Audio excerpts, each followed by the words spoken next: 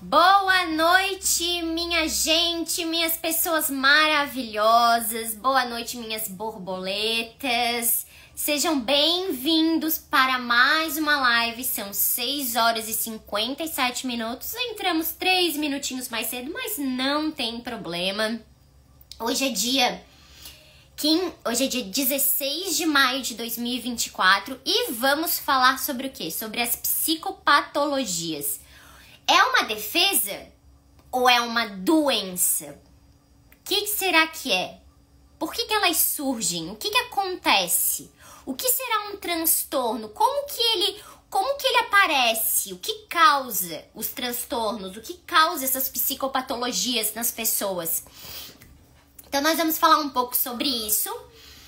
Quem quiser me fazendo pergunta, fiquem à vontade, gente, fiquem tranquilos para fazer. Eu vou parando a live, vou parando aqui a explicação, vou respondendo vocês, certo?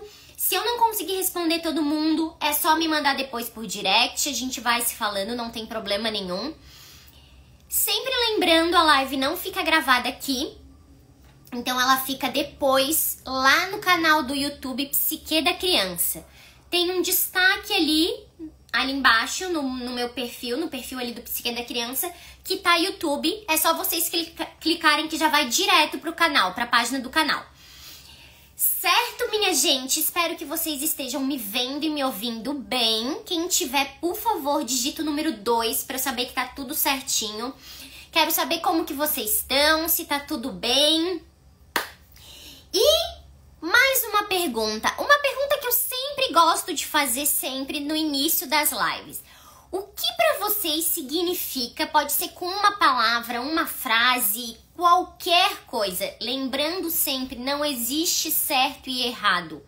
Existe a gente aprender. E a gente tá aqui para compartilhar conhecimento, ensinamento, porque eu também tô aprendendo todo dia. Boa noite, minha gente. Sejam todos bem-vindos. Para vocês, o que é a psicopatologia? Essa palavra todo mundo já escutou. Alguém já disse, aquela pessoa tem uma psicopatologia. Se a gente for dividir a palavra, a gente já consegue ter mais ou menos uma noção.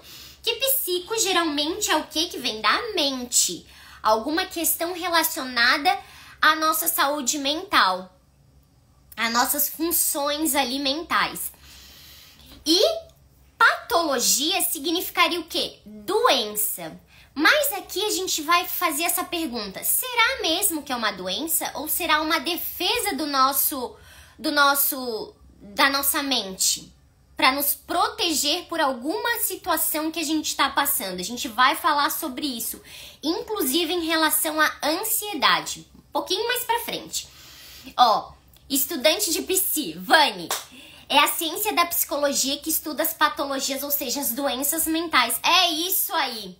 É isso aí. Resumiu aqui em 2 frases, pouquíssimas palavras, o que é a psicopatologia que a gente fala hoje. Psicopatologia é o quê? São os transtornos, são os distúrbios.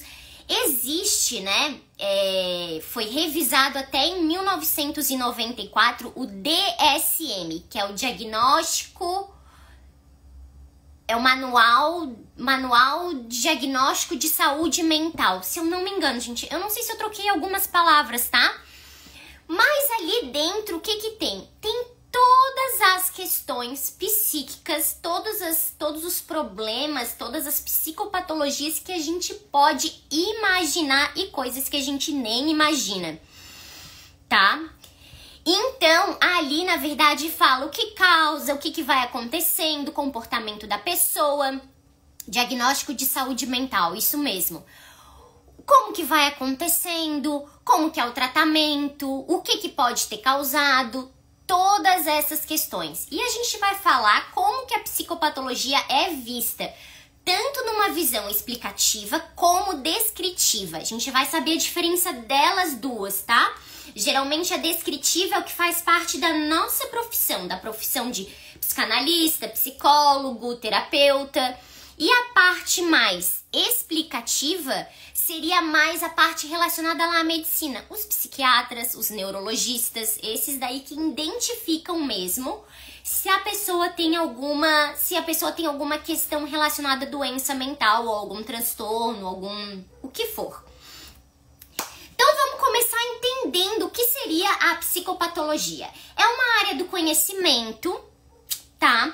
Que ela estuda, ela pesquisa as estruturas cerebrais como reflexo de doenças mentais, ou seja, doenças psíquicas. Como assim as estruturas cerebrais? Porque vocês já devem ter visto, já devem ter ouvido falar, tem notícia, muitas vezes a gente lê algo sobre isso. Deixa eu só ver o que a Vânia aqui falou. Tem um livro muito bom de psicopatologia que é do Dalgalarrondo, acho que é isso, não sei se você conhece. Esse nome não me é estranho, mas eu vou pesquisar, tá? Eu não lembro se eu já vi. Que a gente vê tanta coisa, gente, tanto livro que a gente lê que a gente vai esquecendo metade. Mas eu vou dar uma olhadinha. Que bom tu ter falado isso, que daí eu vou procurar. Até se tu puder mandar o nome dele pra mim depois por direct, te agradeço. Tá. Então, gente, estuda as estruturas cerebrais. E por que a gente tá falando? Tá, mas a gente não tá falando sobre doenças que podem causar transtorno, alguma coisa? Sim. Mas a gente sabe que acontece muitas vezes. Uma pessoa pode mudar um comportamento? Pode. Ah, mas ela muda o comportamento somente porque ela passou por um trauma? Não somente porque ela passou por um trauma. E eu estou dizendo um trauma emocional. Mas sim um trauma físico. Que tipo de trauma? Existe uma história muito antiga de um cara que trabalhava numa mina. Vocês vão entender o que eu quero dizer. Que trabalhava numa mina e ele tava lá, ele acho que ele explodia as minas, alguma coisa assim. E o que aconteceu? Num desses trabalhos que ele fez, na hora que ele foi estourar, perfurou a cabeça dele um cano, uma haste assim de ferro e ficou ali. Ele morreu? Não, Amanda, não morreu. Ele tava ali consciente, na verdade, foi levado pro hospital. Claro que tiveram que retirar. E muitas vezes, quando você faz alguma cirurgia, quando acontece algum acidente ali na tua estrutura cerebral, o que acontece? Você pode tirar algumas partes muito importantes. Por exemplo, quem leva uma lesão no córtex pré-frontal. Ou quem leva uma lesão na parte ali da... Nossa, gente, fugiu o nome. Mas das emoções. Gente, esqueci o nome completamente, mas tá. A pessoa pode o quê? Não sentir mais empatia, ser uma pessoa mais rude, não falar tanto. Na verdade, ela vai mudando o comportamento. E foi exatamente isso que aconteceu com esse cara na mina. Claro que no dia que ele sofreu o acidente, foi feita a cirurgia e a partir daquele dia as pessoas começaram a dizer, ele se transformou em outra pessoa. Ele não era mais quem a gente conhecia. Por quê?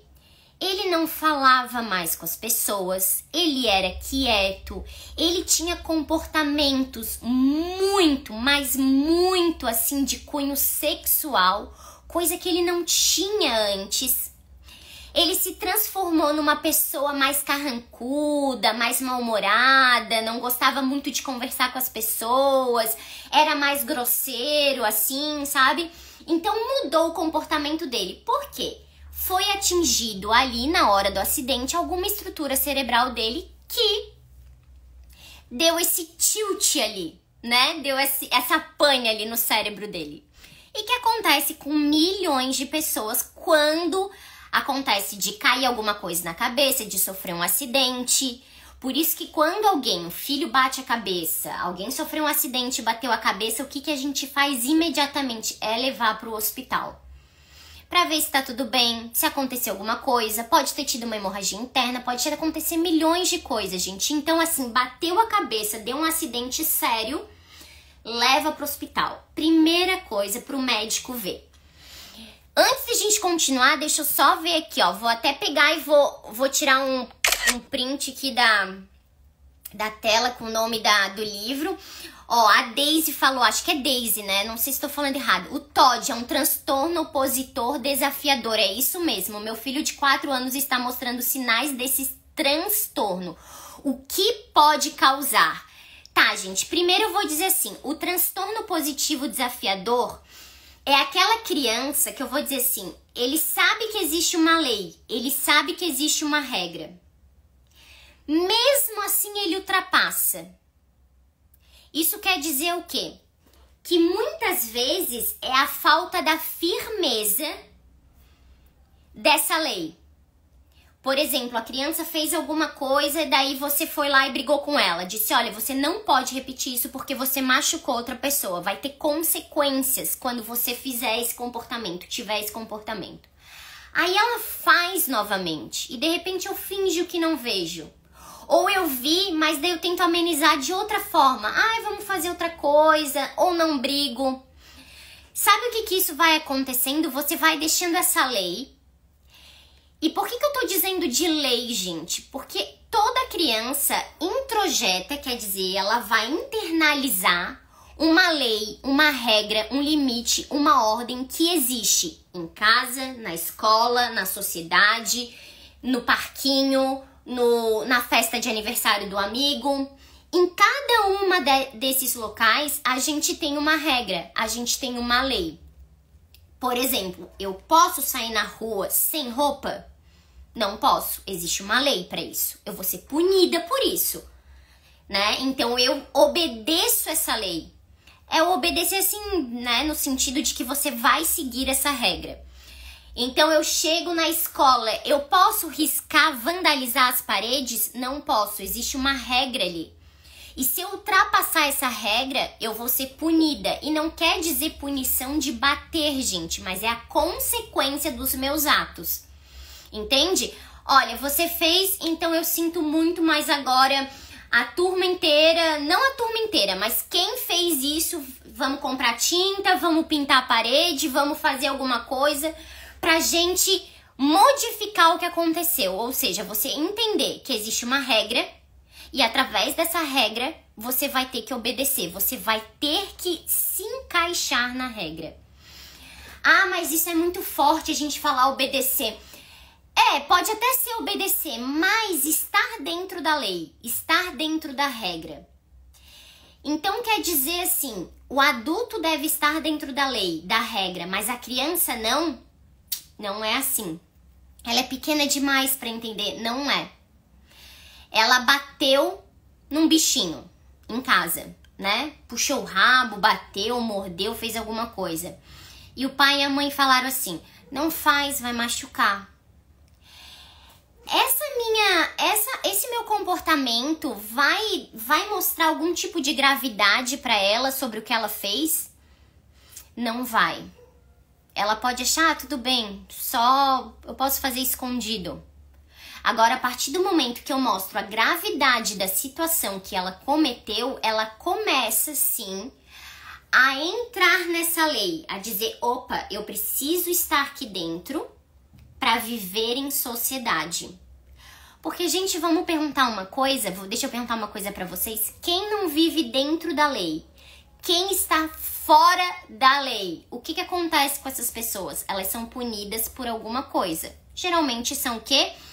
Ou elas passam tempo na prisão, ou elas vão fazer o quê? Vão estar em lugares, em aquelas prisões que são da parte psiquiátrica, né? Dependendo se a pessoa tem alguma coisa, se tem alguma psicose, alguma coisa do tipo, tá? Então, assim, o que pode causar, a gente sempre pensa assim, o TOD é geralmente quando a gente deixa muito amolecido essa lei, tá? Então, se chegou lá com 7 meses, 7, 8 meses, a criança já fez algo e você viu que ela fez e que ela não devia fazer, você já vai intervir. Não faça mais isso. Eu não gostei. Eu não quero que isso se repita. Porque se você fizer isso, é isso que acontece. Você machuca outra pessoa. Entendeu? Você vai falando pra ela, vai dando essa seriedade. Depois eu vou contar uma história pra vocês que aconteceu já na minha casa aqui com o meu filho.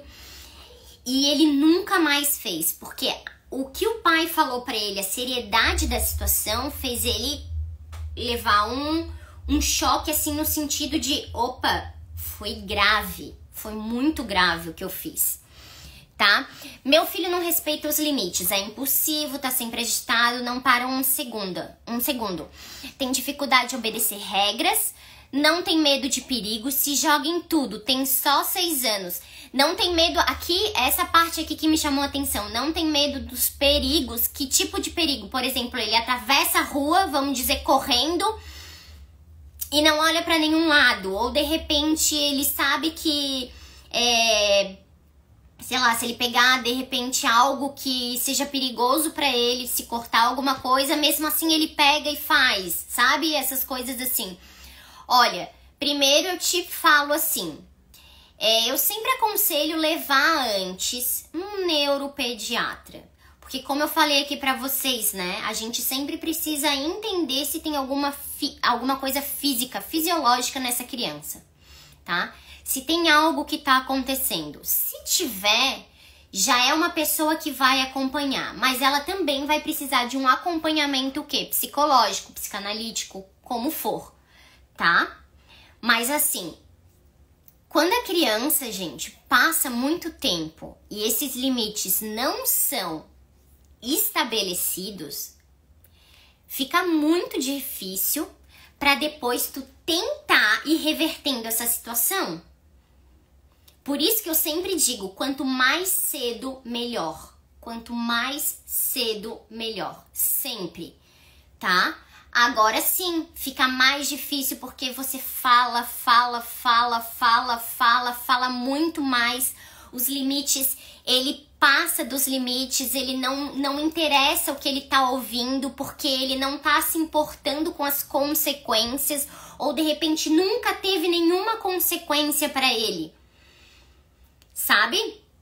E aí agora, nunca aconteceu nada, então eu vou continuar do jeito que eu tô. Tá? Gente, por que eu tô falando assim que quanto mais tarde, mais difícil a situação fica? Pensa num adulto. A gente consegue reeducar, geralmente, um adulto? É muito difícil. Leva tempo, leva muito tempo. E não é tão fácil assim. Uma criança é bem mais fácil. Você consegue tá lidando com essa criança, tá estabelecendo esses limites, tá mostrando essas regras e dizendo, é assim que o mundo funciona. É assim dentro de casa, é assim fora de casa. Tá? Deixa eu ver se tem mais alguma pergunta aqui, senão eu vou continuar, mas vocês podem ir perguntando, tá, minha gente? Meu filho é extremamente desafiador, olha aí. E tu já levou? O TOD está dentro dos transtornos de personalidade? Olha, ele não se encaixaria ali agora nos transtornos de personalidade. Mas caso a pessoa não consiga reverter esse transtorno positivo desafiador, se transforma num transtorno de personalidade, sim, tá? Ou seja, um transtorno de personalidade antissocial. Tá, gente? E aí, Amanda, como que é esse transtorno de personalidade antissocial? É aquele adolescente, é aquela pessoa que passa por cima de todas as regras. Eu conheço a lei, mas eu não vou cumpri-las. Eu conheço a lei, mas eu não vou obedecê-las. É exatamente isso que uma pessoa de uma estrutura perversa faz. Eu conheço a lei. Eu sei. Se eu fizer isso, vai acontecer essa consequência comigo, mas eu não me importo. Eu vou ultrapassar essa lei, como se ele fosse maior do que a lei, entende? Na psicanálise não existe nada maior do que a lei imposta pelos nossos pais. E quando eu falo lei, gente, não é lei de dar surra na criança. Não é isso, tá? É lei de colocar esses limites. De colocar essas consequências para essa criança. Tá? Deixa eu ver se tem aqui. Ah, meu filho não tem brinquedo inteiro, ele destrói tudo. Joga tudo no chão, então faz um rebuliço. Eu sempre fiz isso como se ele não me ouvisse. Mas, ô Andréia, deixa eu te perguntar uma coisa. Tu diz assim agora, eu sempre fiz isso, mas é como se ele não me ouvisse.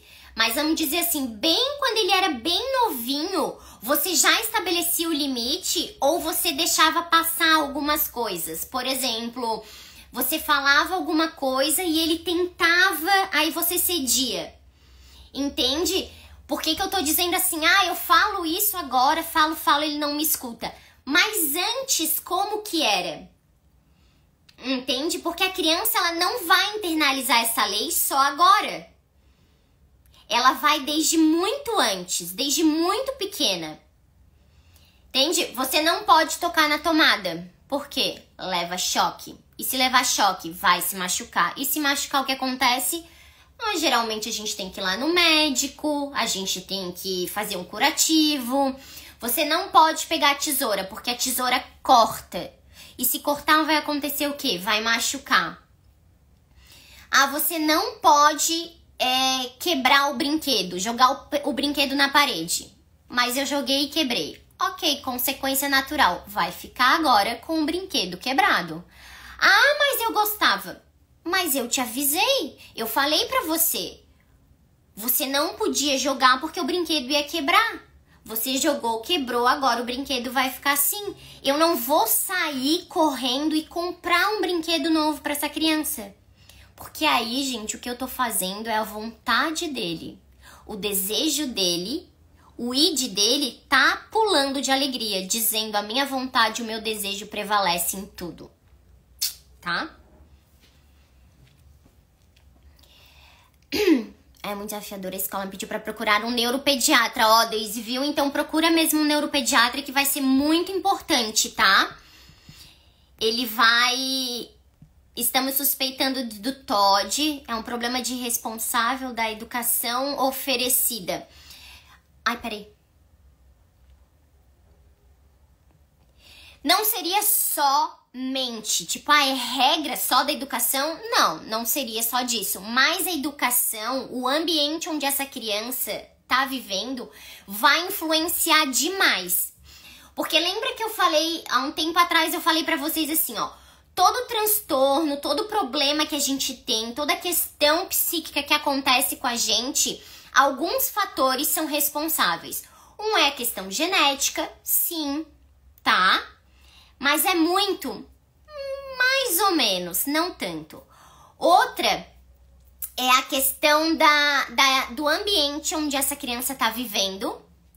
É demais. Porque a genética vai contar, mas se o ambiente reforçar o que já tá latente nessa genética, aí vai ser uma bola de neve. Entende?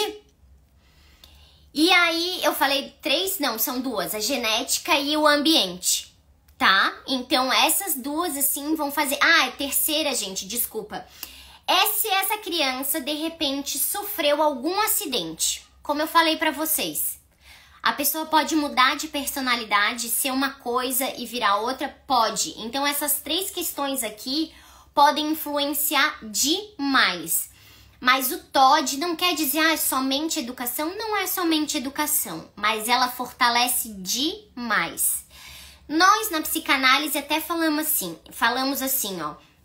Se uma criança tem TOD e esse TOD vai permanecendo, ela vai crescendo, e isso nunca vai sendo, ou a pessoa não vai no médico, não vai sendo diagnosticado, não vai acontecendo nada, não tem nenhum acompanhamento, isso daí sim vai se transformar num transtorno de personalidade muito mais grave, tá?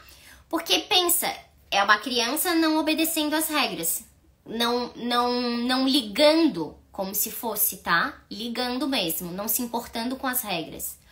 O adulto da personalidade antissocial, o que é? Ele não se importa com as regras, ele faz, ele vandaliza, ele comete os atos que ele quer. Porque ele não tem um medo de... ele pode até ter um medo de ser pego, Mas pra ele, assim, eu conheço essa lei, mas eu não vou segui-la, tá?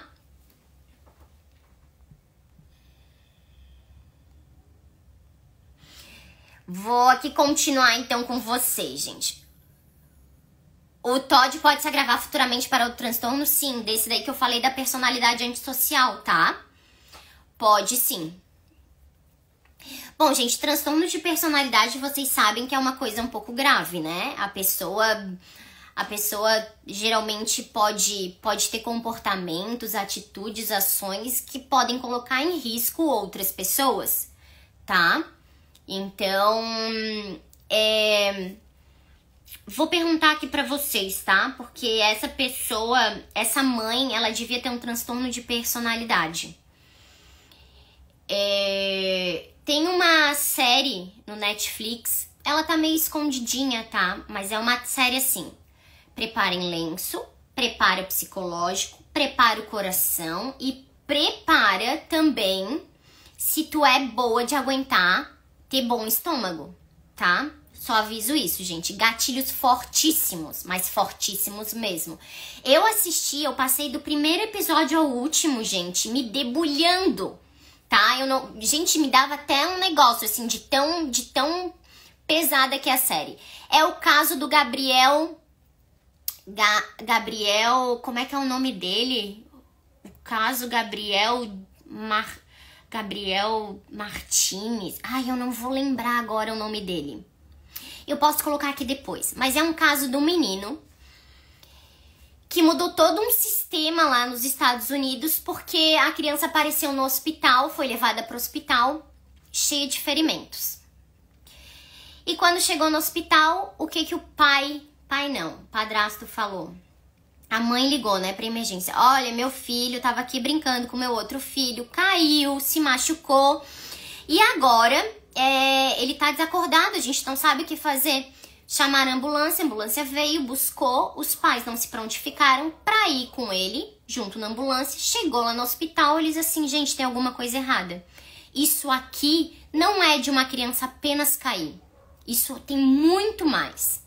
E aí começou um processo de investigação. Essa criança foi mandada para um hospital infantil, onde eles tiraram foto, começaram a fazer todos os exames possíveis e essa criança estava simplesmente destruída. E eu tô dizendo destruída, gente, é destruída mesmo.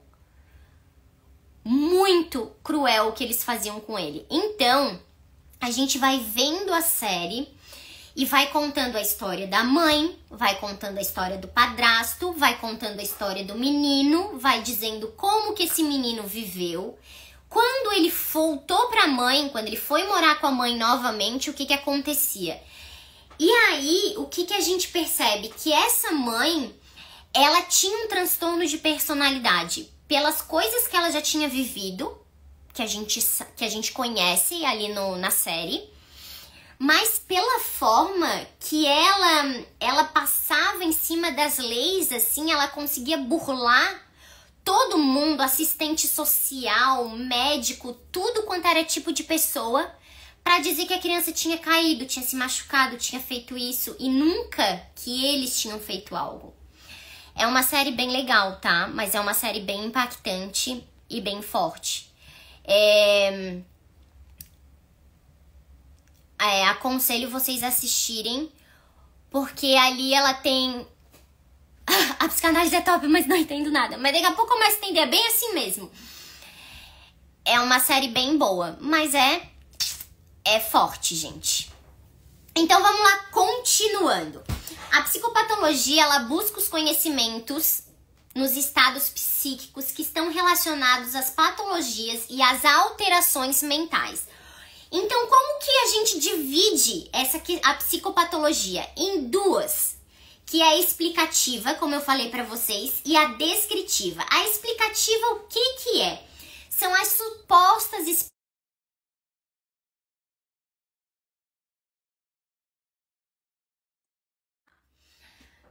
com conceitos teóricos que buscam esclarecimentos quanto à origem e à causa dos transtornos mentais.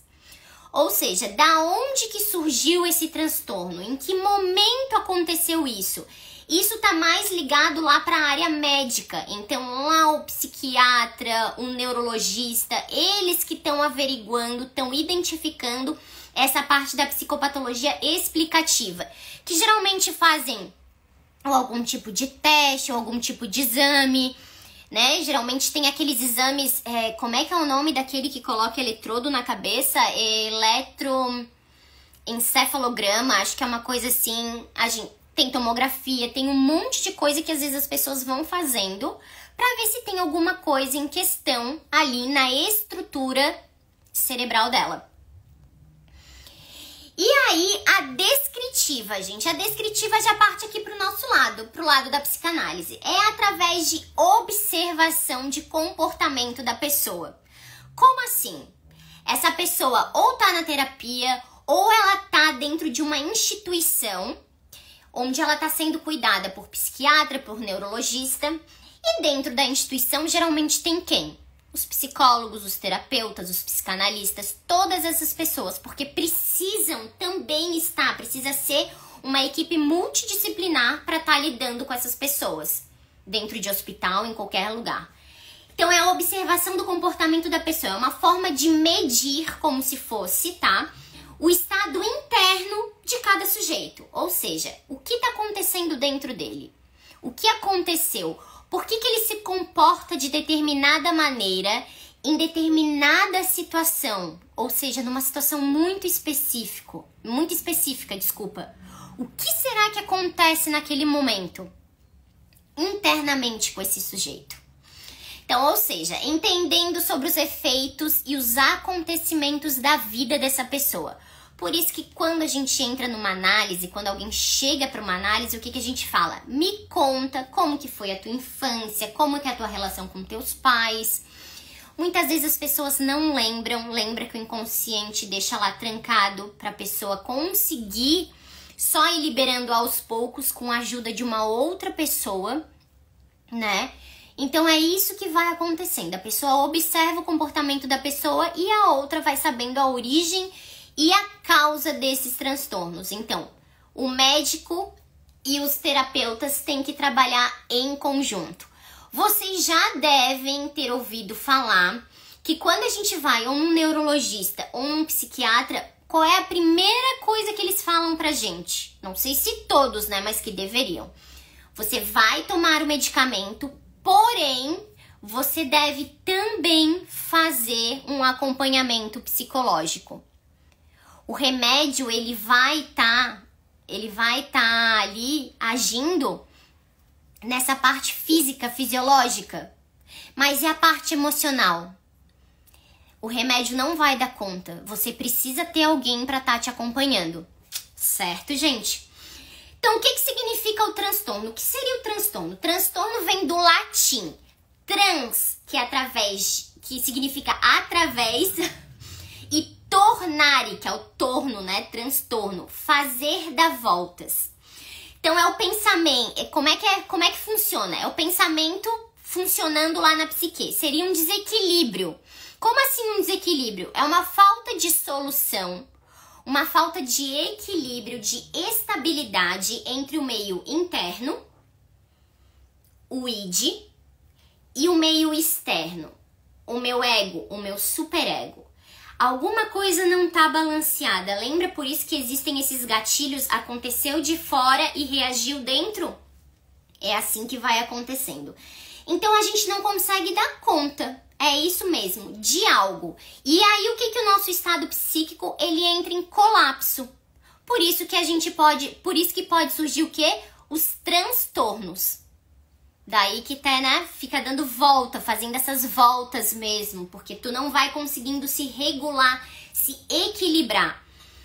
Então, ou seja, ele fica dando voltas para encontrar uma solução,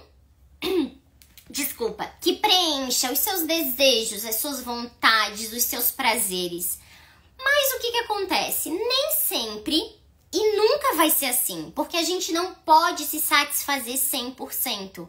Somos sujeitos insatisfeitos e sempre vamos ser, Porque assim, a gente vive na falta. E é essa falta que faz a gente buscar, caminhar e ir pra frente. Tá?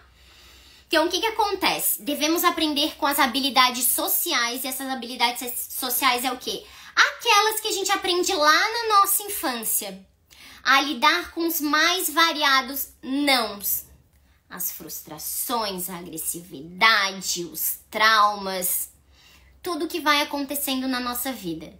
Por isso que uma pessoa que sofre algum tipo de trauma, ou tem algum tipo de frustração, e ela não consegue tolerar, ela não consegue lidar com isso, lá na frente isso pode sim trazer uma questão, um transtorno, um distúrbio, alguma coisa, tá? Isso pode acontecer com qualquer pessoa, gente. Não tem classe social, não tem nada, não tem idade, não tem nada, gente. Pode acontecer com alguém que tenha 6 anos de idade e com alguém que tenha 80, tá? As psicopatologias e os mecanismos de defesa. Antes de eu continuar, nós estamos quase chegando no fim. Eu vou só responder aqui a Mi. Deixa eu ver, doutora, minha bebê de 1 ano e 4 meses dorme às 8h30, acorda às 7. Tem pessoas que falam que não é normal. Não entendi. Por que não seria normal? Porque ela dorme a noite inteira? É que as pessoas gostam de falar assim, essa criança tem que acordar a noite inteira. Ou são pessoas que têm filho que acorda a noite inteira, querem que a tua também acorde.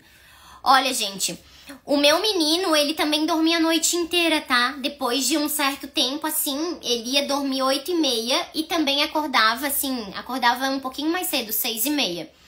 E pra mim era uma maravilha. E nunca teve problema nenhum. Se alimentava bem durante o dia, dormia bem, tá? O que pode acontecer depois quando ela estiver lá no período do desfraude, ela acordar um pouco mais normal ou ter mais acidente. Ou você precisar acordar ela pra levar no banheiro, pra dizer, olha, a hora do xixi. Mas não tem problema nenhum. Tá tudo normal, gente. Pelo amor de Deus, não tem problema. Se a criança tá brincando, tá se alimentando, tá indo pra escola, tá fazendo tudo normal, tá tudo normal.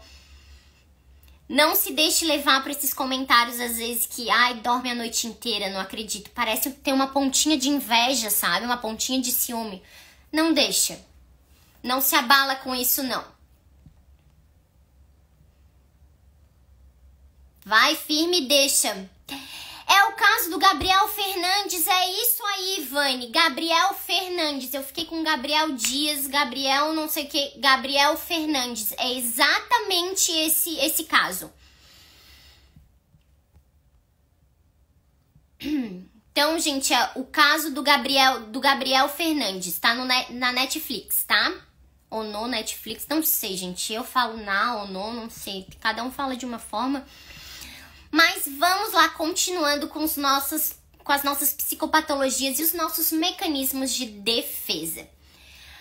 Então, a gente falou, será que isso é uma doença? Será que é uma defesa no nosso corpo? Então, até um momento ela pode ser uma defesa. Porém, a gente acaba sobrecarregando essa defesa e transformando numa doença. Por que, Amanda? Vou explicar aqui pra vocês. Assiste, Ivani, tu vai gostar. Segura aí, leva lenço, leva um copo d'água gelado e vai firme. O nome do filme não é um documentário, tá? O caso do Gabriel Fernandes. É bem bom, gente. Eu digo pra vocês que quem estuda essas partes, assim, esse lado, assim, meio sombrio até do ser humano, meio sombrio da maternidade, tá? Deveria assistir, pra gente pensar, opa, a gente não tá só com uma janela aberta, tem outra janela, né? Tem outras coisas que as pessoas também fazem. É de cortar o coração, gente. É de cortar o coração mesmo. Quem tiver filho da idade desse menino, eu acho que vai sentir mais ainda, tá? Porque eu não consigo nem dizer, gente, de tão absurdo e pesado, cruel, sádico que é. Então aí, alguns estudos apresentados já nos mostraram que a ansiedade bem tranquilamente normal, tá? É uma defesa primitiva dos animais. Agora falando lá dos animais, dos mamíferos. Frente a estímulos que representam algum perigo, alguma ameaça. Então o que acontece? Esse animal começa a ficar ansioso, ele precisa agir com essa ansiedade para fugir dessa ameaça, para fugir desse perigo. Ou seja, se está ameaçando a integridade, o bem-estar e a sobrevivência, ele vai tomar alguma atitude. Mas essa ansiedade, gente, como eu falei pra vocês, primitiva, tá? Ali dos animais que assim, aconteceu alguma coisa, trouxe um perigo, eu já vou agir, tá? Mas diferente das espécies do reino animal, o que acontece? Nós, os seres humanos, só complicamos as coisas. Pra variar, gente, mas é isso mesmo, somos complexos mesmo. Temos transformados esses instintos primitivos que deveriam ser pouco ou que não deveriam causar algo a mais na gente em transtornos. Então, por isso que ele diz, a gente sai da defesa e vai para uma doença, como tem o transtorno de ansiedade generalizada, outros transtornos de ansiedade. É normal a ansiedade, mas é normal a ansiedade até um certo período. Depois, quando ela passa de um limite, aí vai depender de cada pessoa, ela já não é mais considerada normal, mas ela é um instinto primitivo, como a gente ter medo também. Ter medo é uma coisa, agora ter um medo aterrorizante, uma fobia é diferente quando causa um prejuízo significativo na vida da pessoa. É isso mesmo, gente que quando tem uma crise de ansiedade fica sem respirar, não, né, gente? Fica com falta de ar, não consegue sair do local, não consegue sair pra conversar com outras pessoas, não consegue socializar. Aí, gente, passou do limite. Aí não é mais uma defesa. Aí ele já se transformou numa patologia. Eu preciso, então, procurar uma ajuda pra saber por que eu tô tão ansiosa. Que gatilhos são esses que estão aparecendo e eu não tô conseguindo identificar? Então, o que acontece? Como se tudo que acontece, por exemplo, as notícias que a gente vê, posso perder o emprego, posso terminar um relacionamento, ele deixa a gente, essas situações, deixa a gente como? Numa ansiedade. Ai, se eu perder o emprego, o que vai acontecer? Ai, terminei um relacionamento, tô ansiosa. Tudo bem, ele tem nos deixado ansioso por causa disso. Mas a partir do momento que isso começa a sobrecarregar o nosso corpo físico e o nosso corpo e a nossa parte psíquica, aí sim ela não é mais um instinto primitivo. Então assim, gente, ansiedade é normal? É, mas até certo ponto. Certo? Como? Vou dizer assim, ó, a ansiedade e a agressividade são completamente normais. Ai, mas a pessoa não pode ser agressiva. Pode sim, porque a agressividade move aquela pessoa. Vamos dizer uma pessoa que é agressiva, mas no sentido assim, eu não admito nenhuma injustiça. Essa agressividade, esse ímpeto dela que vai dizer, olha, não vou permitir que isso aconteça. Tu entende? Então, por que a agressividade não é uma coisa boa? É boa sim, mas até um momento. Então, gente, todas as emoções são extremamente importantes. A gente tem que abraçá-las e não colocá-las pro lado e não querer jogá-las pra fora. Quem ainda não viu, não tá ainda no cinema, mas vai chegar, mas aconselho a ver, porque tem a Dona da Ansiedade, aquela coisinha mais fofa que tem uns cabelinhos assim, que é o Divertidamente 2. Que agora vieram mais quatro personagens, né? Que é a inveja, que é muito fofa, a ansiedade, o tédio e o... Esqueci do outro, gente. É o tédio, a ansiedade, a inveja e tinha mais um, que eu não lembro agora. Mas se alguém lembrar, gente, por favor... Vai me contando, me diz aqui qual é a outra emoção. Então, por isso que elas são super importantes, né? Tanto é que as primeiras emoções lá do Divertidamente, quais são? É a raiva, O nojo. Ah, mas o nojo é importante? Claro que é. Já pensou se a gente olhasse pra qualquer coisa e botasse na boca? Pensa só. Constrangimento, isso, Priscila, é isso mesmo. Constrangimento. Essa também é muito importante. O medo e a alegria. Ai, gente, esse filme é tão lindo. Eu amo esse filme, vou dizer pra vocês. E esse segundo, o segundo que vem com mais essas emoções, tá maravilhoso. Vejam sim, e vejam com as crianças também. E minha gente maravilhosa, é isso. Meu Deus, amei estar aqui com vocês, é muito bom. Hoje tá friozinho, não sei se tá frio aí na cidade de vocês, mas aqui no sul tá bem frio. Não tá chovendo aqui no meu estado, diferente do Rio Grande do Sul, que tá chovendo bastante, né? Que o pessoal perdeu casa, perdeu muita coisa. As pessoas estão aí doando, estão mandando mantimentos, o que for que é necessário, que o pouco que a gente já ajuda é muito, né? Mas eu quero deixar um beijo aqui, ó, enorme pra vocês. Agradecer a presença de vocês tirarem esse tempo de estar aqui comigo. Gosto muito de estar aqui com vocês, conversando com vocês e a gente fazendo essa troca. É maravilhoso pra mim. Gostaria de abraçá-los, mas não posso. Mas então sintam-se abraçados. Um beijo no coração de cada um de vocês. A live depois vai estar lá no YouTube. Eu geralmente coloco nos stories com o link, tá? Aí só ficar atento que depois eu mando pra lá. Um beijo grande, boa semana e bom final de semana, que já é amanhã. E a gente se vê na quinta-feira que vem. Beijo no coração.